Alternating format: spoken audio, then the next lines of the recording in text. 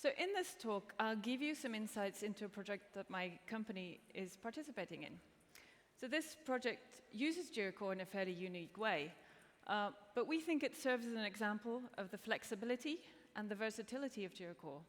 It can be adapted to any process and any team. So to start with, what is this talk about? Well, essentially, it's about how we've used JIRA Core in the process of replacing this old electricity meter with this fancy new one in close to 300,000 households and businesses across Norway. The one to your left is a conventional electricity meter, which requires a resident to manually submit meter readings at regular intervals. The one to the right is a so-called smart meter, which gives automatic real-time meter readings, notifications, and monitoring. So Norway has a population of around 5 million people, but replacing all meters in all households, it's still a huge undertaking and a massive IT and logistics project. And the distances are huge, 2,500 kilometers from the south to the north. And the topography is not easy, with mountains and fjords and remote villages. Adding to that, in Norway, most electricity meters are within people's houses, well, because weather, basically. And so you need to knock on doors and you need to get inside the houses to replace the meters. So now that you know the basics, I'll move on to talk a bit more about the project. So starting with a background, I'll talk a bit about the stakeholders and our company's involvement. So the background for this project is a requirement from the European Union to introduce smart meters in all households and businesses. So Norway is not officially part of the European Union, but the Norwegian government has still decided to follow this requirement. And they have set the deadline to January 1st, 2019. Now, the goal of all of this is to modernize the electrical grid and to give consumers and grid companies more control over power usage. The goal of this is to reduce overall power consumption. In Norway, a lot of the grid companies are very small, so they get together to share their costs. They can't cope with this type of project themselves. So they've formed alliances to work together on tendering, on purchasing, on rollout, and maintenance. And the project covered in this talk is initiated by such alliances. So let's take a look at the stakeholders of the project. First, we have the Alliance of Grid Owners. So this is the organization that commissioned the project on behalf of their member companies. Next, we have the main contractor. So this is a company that won the bid in the tender commissioned by the Grid Alliance. And they are responsible for the overall project. Now, the tender included several things. First, we have the hardware, so the actual smart meters to be installed in households. And then we have the integrations. So the main contractor built an integration platform responsible for transferring data to and from the grid company's underlying system and transferring meter data from the new meters to a central hub. The project also included the rollout, so planning all the meter replacements and the actual field work of doing the meter installations inside people's houses. And finally, we have the residents of the houses and businesses where the meters are going to be replaced. So in this project, my company ReSight worked mainly with these stakeholders. We needed, our role in the project was to provide the following: a work order system to be used by a customer center for planning, dispatching, and scheduling meter replacements. We needed to provide a system for field workers to locate the issues and to document the meter installations. And we also needed to provide an interface towards the integration platform to create issues and transfer data back. Now, for those who haven't guessed it already, JIRA Core is the work order system here. So essentially, a work order is a JIRA issue. A work order to replace one meter is a JIRA issue. The interface towards the integration platform is JIRA's REST API. And the system for field workers is a custom-made app that we've created. So how did we get involved in this project? It's a fairly unique way of using JIRA Core. Well, ReSight is a software development company, an Atlassian Gold Solution partner based in northern Norway. Before we became an Atlassian solution partner, we actually spent several years customizing and extending JIRA to the needs of electrical grid companies, essentially adapting JIRA to be used as a work order system for them to help these companies perform the day-to-day tasks of maintaining the electrical grid. We also have a custom mobile app for fieldwork, and all of this together is the background that got us involved in the project. So moving on, let's look at how we solved the problem at hand. So let's have a look at the workflow, some other JIRA customizations, and some add-ons. So the first thing that we focused on was the workflow, getting the workflow right. And looking at the different stakeholders, what was important in terms of integrations? They would be creating issues and listening for issue completion events. How would the customer center be using JIRA Core in their day-to-day work of planning, scheduling, and dispatching? And what would the field worker need in order to collect their data and document the meter installations? So let's have a look at the workflow. So I've actually removed some of the transition arrows to make this a little bit easier to read, but it's still a fairly complex workflow. I will walk you through all the statuses in this workflow from each main stakeholder's perspective. So the integration platform created all issues in this project through the JIRA REST API, resulting in issues in status open. In addition, the integration platform provided a queue for us to post issue events to. An issue closed event with a resolution of OK would trigger business logic to validate key data fields and transfer data to underlying systems. So this is a closed status.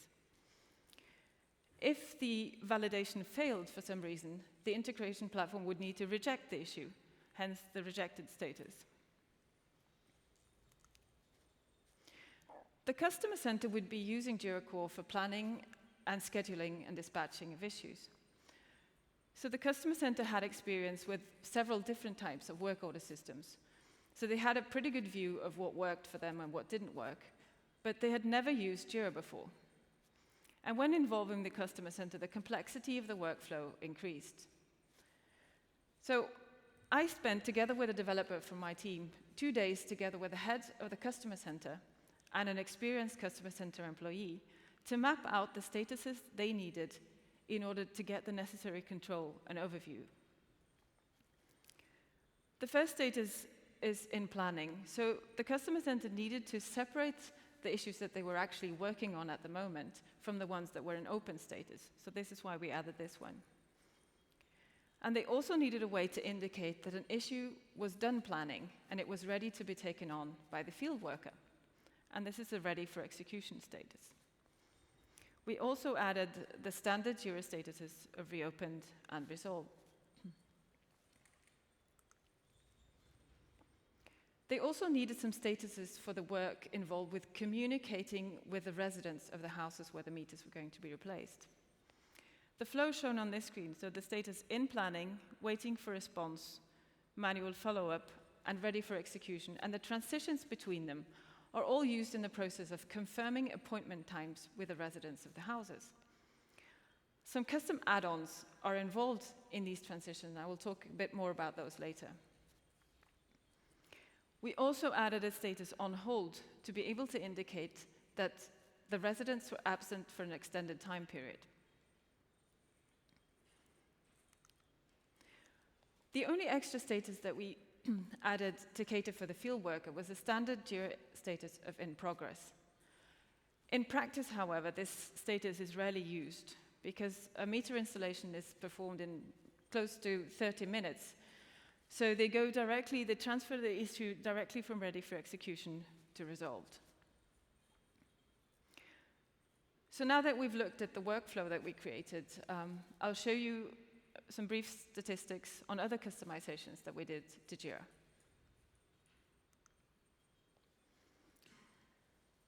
We created one JIRA project per grid company, So by the end of this rollout project, we will be close to 45 JIRA projects.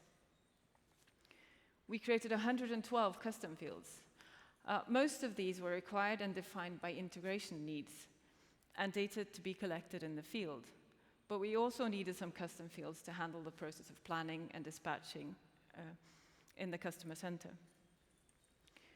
We created 7 issue types with corresponding screens, so not very complex in that regard. But and also the same workflow is used for all issue types, and all schemes are reused across all projects to ease the maintenance. At this point, close to 350 users are using JIRA Core, but this number will increase. And finally, 10 add-ons, so both custom-built add-ons and add-ons from the marketplace. So JIRA Core is really flexible and customizable, and the marketplace is a gold mine with add-ons for everything, or almost. We already had a custom mobile app for fieldwork, but we faced some other challenges that neither JIRA Core nor the marketplace could solve for us. The first one is about location. So if you take a look at the search results in the issue navigator here, how do you sort these issues in the most sensible order in which to perform them based on their geographical position? Well, you can't really. So luckily, this was relatively easy for us because we already have an add-on that we created, which is called Map It, and that we worked on for a number of years. And it lets you add a geographical position to a JIRA issue. And it also provides a dashboard gadget for you to see these issues in a map. We did, however, need to add a few more features to the Map It add-on for this project. The second challenge was about scheduling issues in fixed time slots. So we figured that we needed a calendar. Now, there are lots of calendar add-ons already in the marketplace, as you can see on the screen here. 24 calendars just for JIRA Server alone. But we needed one where we could set the exact start time for an issue, not just a due date, because this is not agile. I mean, the residents of the houses need to know when the field worker will arrive to replace the meter, and sometime during the next 2-week sprint is just not accurate enough for this purpose. We also needed to be able to trigger certain workflow transitions directly from a calendar to make it easier for the customer center. So we ended up custom building one. We also needed a way to communicate with the residents of the houses where the meters were going to be installed. Now, service desk doesn't really work for booking appointments, and also the underlying systems at the grid companies were more likely to contain the resident's mobile number than their correct email address.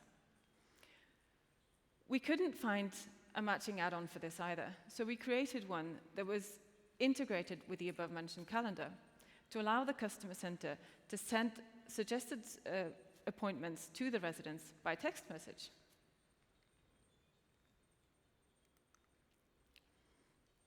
So I've talked about how we set up JIRA Core for this purpose, but I'd like to share some examples of how it's used from day to day. First, we'll take a look at the planning.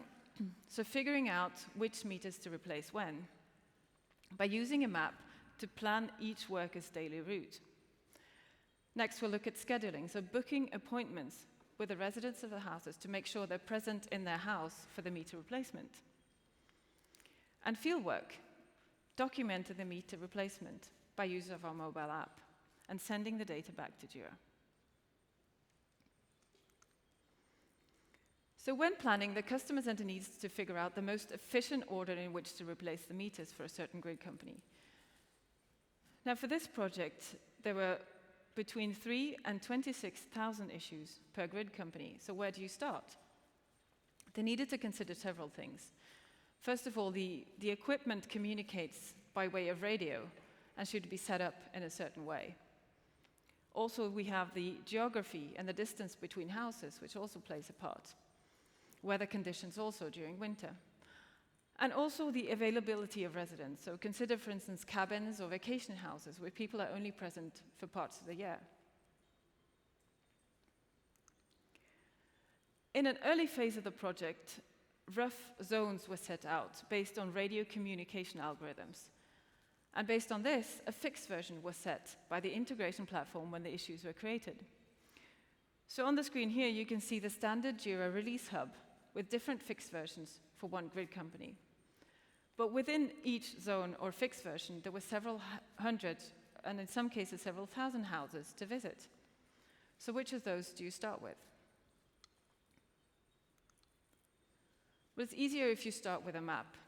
So this is our add-on Map-It, which lets you add a geographical position to an issue. The underlying systems already contain the latitude and longitude position for each household. So this data could easily be transferred to JIRA once the issue was created.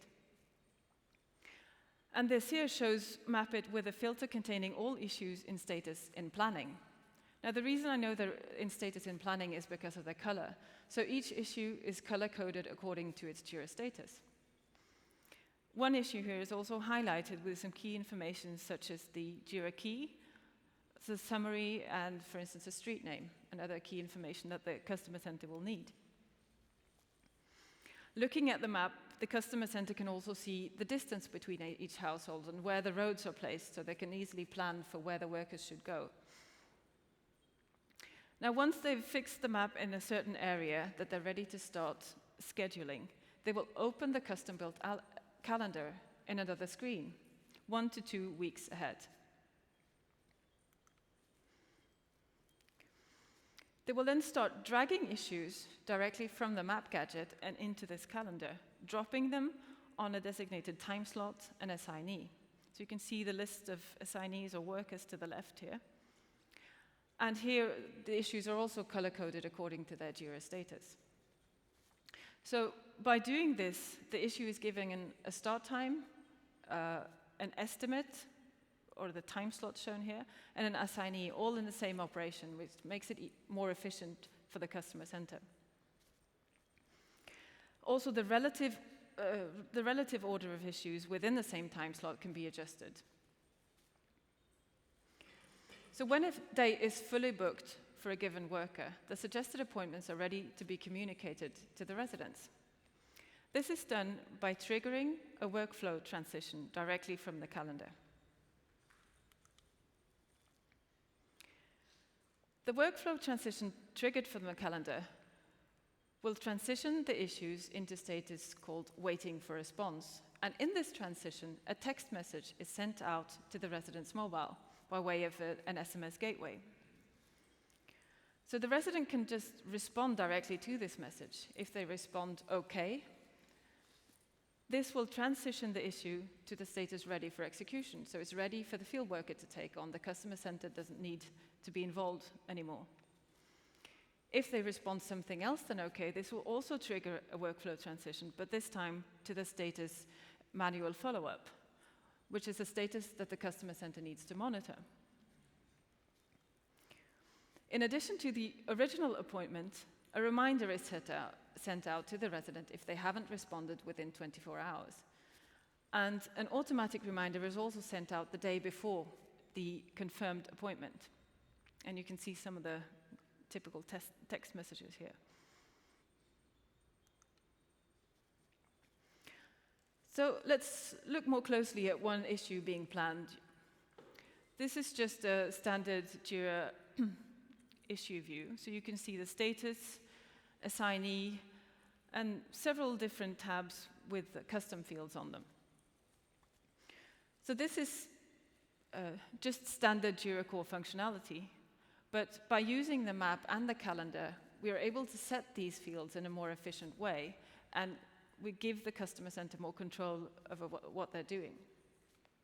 We can also see the More Actions menu open here, and you can see that there are some highlighted options that you can see this issue in the map gadget or see this issue in the calendar. So this allows the customer center to easily navigate between the issue view, the calendar view, and the map view.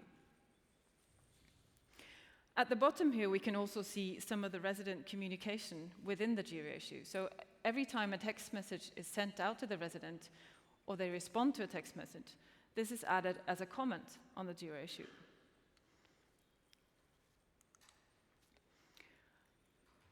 This is a screenshot showing the transition to status on hold. So in this particular case, the resident has communicated to the customer center that he's abroad until the end of June, so they can't come to replace the meter. So based on this communication, the customer center manually transitions the issue to the status on hold. And on the transition screen, they unassign the issue. They can add a comment if they want to, but they can also set a date for when the resident is expected to return. And this way, they can create JIRA filters and subscriptions, allowing them to get a reminder on issues they need to take care of when the resident has returned.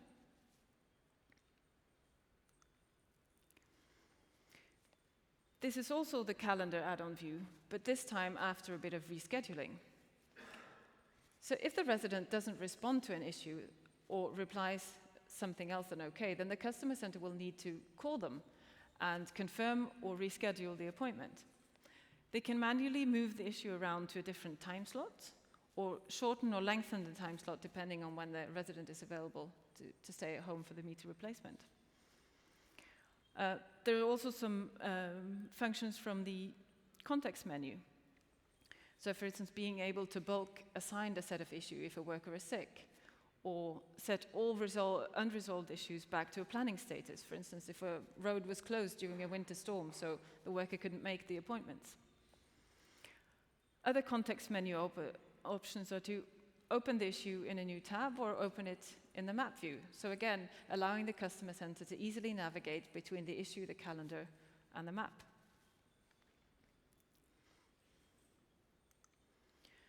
So once a set of appointments on a given day are confirmed with the residents, it's time for the field worker to take over.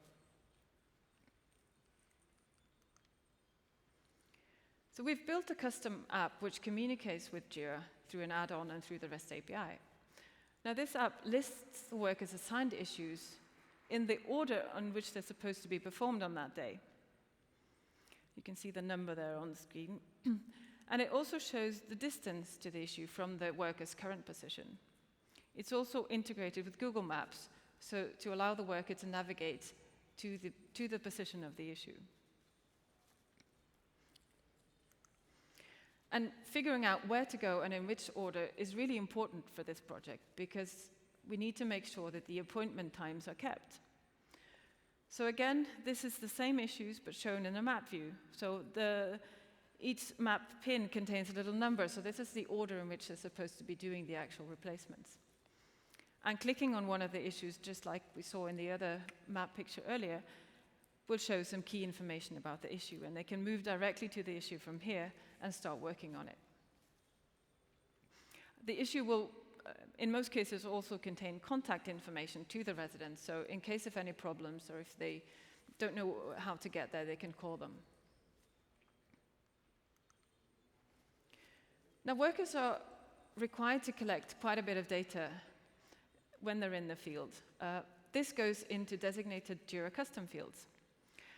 This can, for instance, be documenting a safety assessment, or taking pictures of the old installation and the new installation, capturing meter readings, scanning barcodes of the new equipment, and filling in different checklists. But similar to any JIRA issue, it must be resolved when the work is done. So this just shows a screen with different resolutions that the worker can select from. Once they've selected a resolution and click Confirm, all this data collected will be automatically transferred to JIRA. Now, this is a screenshot of a completed issue. All the data collected in the field is transferred to JIRA Core through the REST API, and the JIRA issue is updated. So again, we can see several different tabs that contain lots of custom fields. We can see image attachments that the worker has taken of the meter, both the old and the new meter. There might be some comments from the worker as well, and some timestamps for when different things have been performed. Now, if the worker has resolved the issue with a resolution of OK, we are using the JIRA Workflow Toolbox add-on to automatically transition the issue to status closed. And like previously mentioned, this will trigger business logic and validation in the integration layer.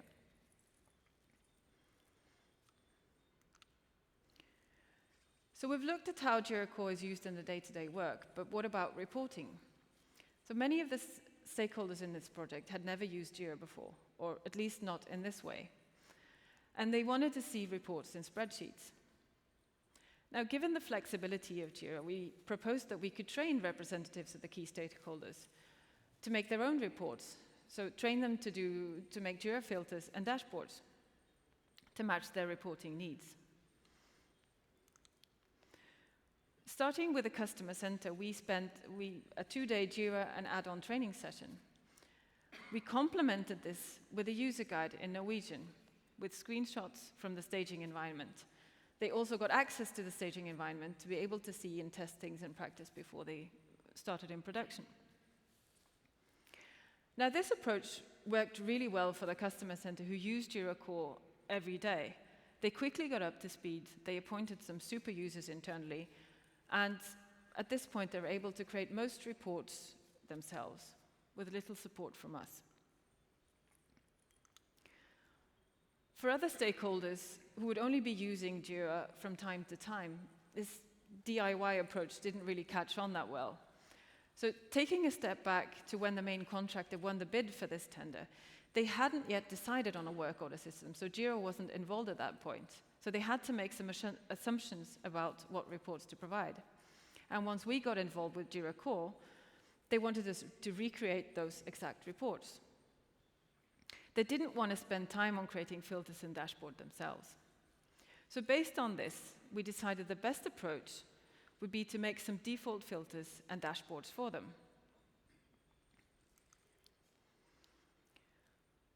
Based on the requirements, we ended up setting up 4 dashboards and 23 filters for each grid company, so that is for each JIRA project.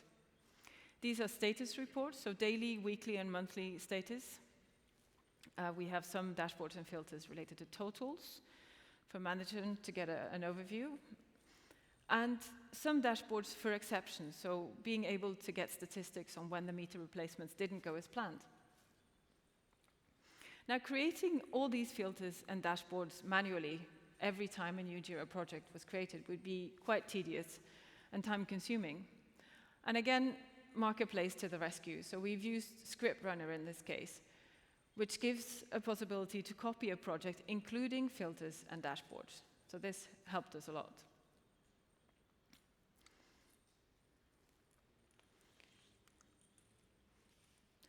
So conclusions. I'd like to summarize some of the challenges that we had and give you a few numbers, a brief status on where we are today, and some takeaways for you to bring to your teams. So I think it's fair to say that this is not your standard business project. Atlassian's focus for JIRA Core so far has been mainly on HR or marketing or legal, so typically support functions in companies. Now we've taken JIRA Core to a whole different market, so obviously this posed some challenges. Now we've seen how we custom built to solve the challenges of fixed start times, geographical locations, and resident communication. But we also needed to start from scratch in terms of just standard JIRA configuration, given that there was no template that we could start from. But in the end, we were able to solve these challenges and meet the requirements. And at this point, JIRA Core has been running in production with this setup for close to a year. Within this time frame, more than 60,000 meters have been replaced so far. 300 to 400 meters are being replaced every day, and this number is increasing as the efforts in the project is being ramped up. And we've had some great feedback. Field workers, despite having to collect a lot of data in the field, are able to work efficiently because they know where they're going and when. The key stakeholders can follow the progress of the project, near real time by way of the reports, so they don't have to pass around static reports by email. And the customer center employees, some of which are shown in this picture, are in control and on top of everything that's going on.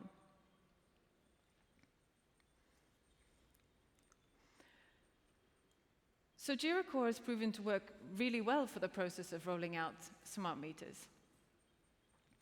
And we think this shows that there are endless possibilities for broadening the use case of JIRA Core. It can be taken to whole different markets.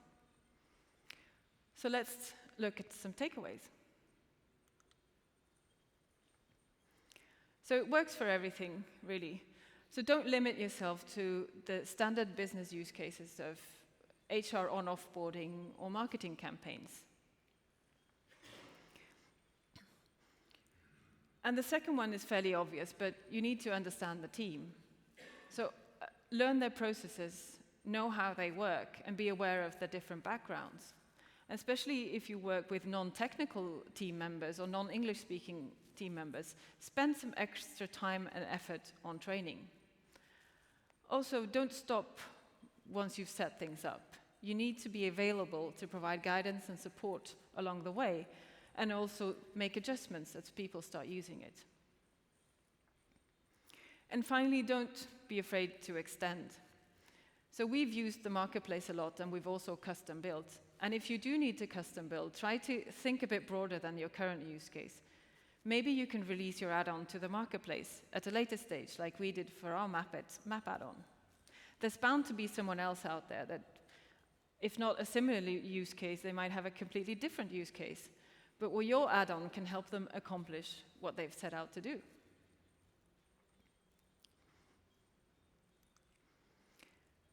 And by that, thank you all for coming, and I hope you got something useful out of this. Please get in touch if you'd like some more information about the project.